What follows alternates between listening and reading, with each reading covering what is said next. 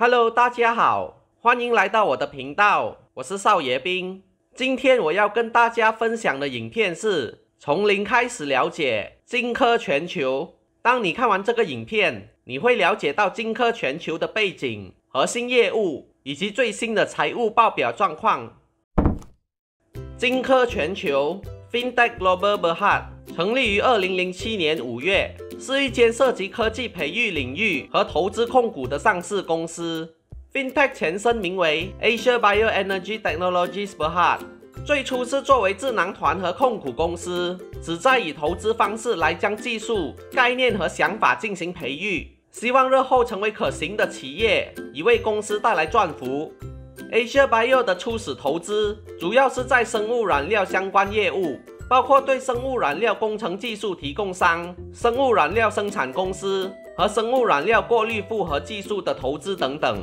在1年后的2008年12月 ，Asia Bio 成功在自动报价市场 Nasdaq 上市，成为上市公司。随后的1年内 ，Asia Bio 开始开拓各种新商机，包括微生物繁殖技术和生物废料处理技术，以及开发一种以空果树为原料的自动化连续堆肥处理系统，以生产基于微生物的生物有机肥料。在2010年 ，Asia Bio 进军柬埔寨市场，在那里建立了稻田试验区，来进行微生物和生物质有机肥料技术。只不过，稻田试验区在隔年因为遭受了洪水侵袭而被摧毁了，管理层因此撤回在柬埔寨的进一步农业投资。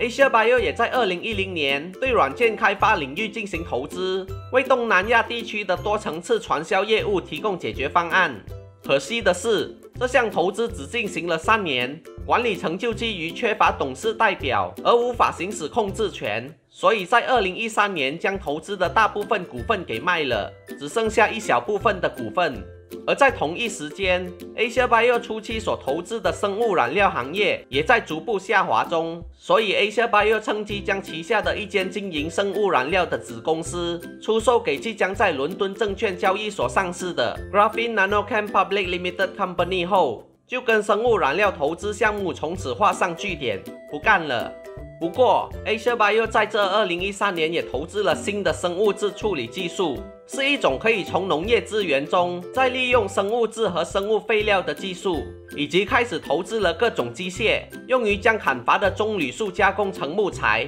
以用于家具和一些相关的行业。从2015年起 ，Asia Bio 将科技培育扩展至企业培育。开始对一些经审核后认为拥有潜在能力和运营健康的上市公司进行战略投资，从刚开始的3间增加至2019年的6间，并涵盖这4种不同的领域。到了2017年 ，Asia Bio 突然开始在意石油和天然气行业，在石油和天然气的资源服务领域中进行积极投资，并预计在中长期将会带来良好的发展。然而，此投资才进行了2年左右 ，Asia Bio 就以市场不景气为由，选择暂时停止在石油和天然气领域的进一步投资，待该市场改善后再另做打算。就在 Asia Bio 的第10周年，也就是2018年，管理层将公司改名为金融科技全球 Fintech Global Berhad， 维持上市公司的地位，代码为0150 Fintech。改名之后的1年 ，Fintech 开始投资于房地产和种植业务，而且还在香港成立一间全资子公司，来进行酒吧运营和饮食贸易业务，以探索优质生活产品的贸易机会。到了2020财政年 ，Fintech 几乎将核心投资业务全注重于上市公司。但是令人觉得奇怪的是 ，Fintech 竟然选择投资在 Sisera Group Berhad， 是一间被列入 PN17的上市公司。而且也没有特别说明投资这间公司的理由。不仅如此，由于近期爆发的新冠肺炎疫情 ，Fintech 也想分一杯羹，有意进军医疗设备制造和贸易业务，并通过私下配售来筹集资金以进行投资。至于之前投资的那些什么生物质和生物废料技术、房地产和种植业务等等的相关技术培育，Fintech 基于市场状况不乐观为由，暂时限制了额外资金将这些资产商业化，将等待机会出现时重新激活这些投资。Fintech 的核心业务主要是围绕着科技培育和投资控股。Fintech 的科技培育活动是资源发展中的技术和高增长资产，所进行的投资包括了可再生能源和燃料、农业技术和农业废料回收领域等等。不过，由于市场条件不佳和时机不对，公司目前限制了继续进行商业投资，以等待市场状况的改善。Fintech 的投资控股活动是为了减低在科技培育上所面对的风险而进行的战略性投资。所投资的领域包括能源、工程、食品和饮料、金融与信息技术、制造和房地产开发，以及汽车分销、房地产开发和木材。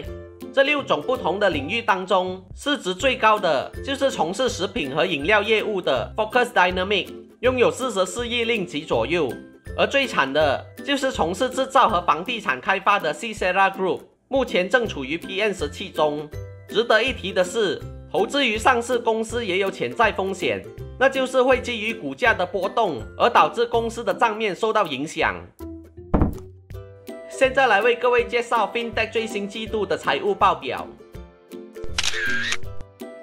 Fintech 在2021年第一季度的损益表显示，营业额从去年的969万令吉暴涨了 327.78% 至4144万令吉，净盈利则更加夸张，从去年的2447万令吉暴涨了 517.18% 至1亿5100万令吉。营业额的上涨主要是来自有价证券的销售，意思就是通过出售股票套利获得的额外收入。至于净盈利的大幅度暴增，主要是所持有的股票产品价格大涨，也就是说股票的增值所带来的账面收益。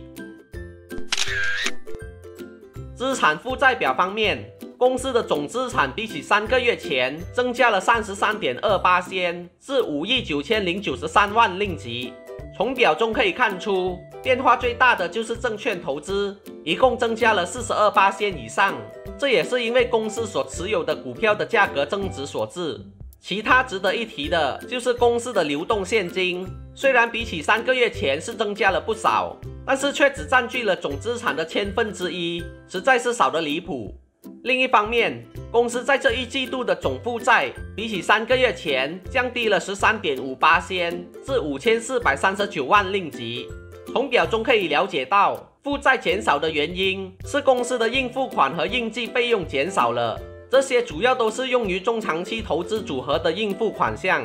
还有其他值得一提的，就是公司的短期贷款似乎有增长的迹象，而且每年都需要偿还3% 的利息，也就是接近90万令吉，可以说比公司所拥有的流动现金还要多，所以必须要多加留意。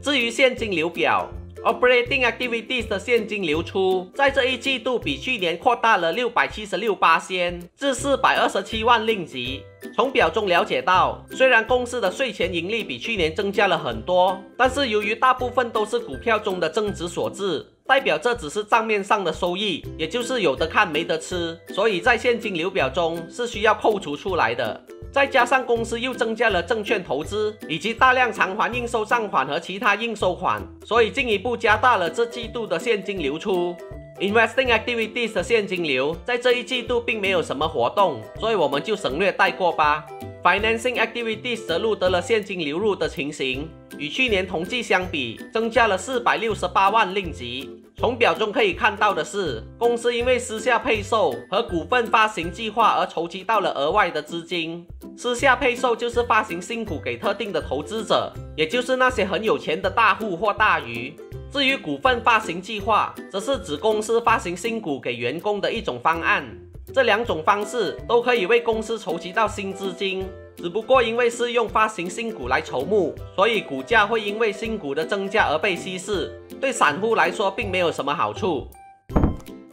总结来说， Fintech 身为一家专注于科技培育的公司，却对正在接受培育的企业没什么耐心。从公司的历史背景就可以看到，公司每隔几年就转换培育的领域和对象，甚至在市场不景气时暂停投资活动。另外，公司的科技培育和投资控股的种类过于广泛，而所持有的资金却不够庞大，以至于为了筹集资金来进行培育和投资，可以说各种花样法宝样样出齐。从发行新股、私下配售、附加股、优先股、凭单、股份发行计划等等，几乎每一年都会有这种相关活动。还有 Fintech 的流动现金也是少得可怜的，只有区区的60多万令吉。一旦发生预料之外的事情，相信公司会因为资金短缺而面临困境，也有可能会被逼出售一些投资的股票来周转。至于 Fintech 在损益表中所提到的净盈利增长，只是因为投资的股票价格提升所导致的暂时性账面盈利，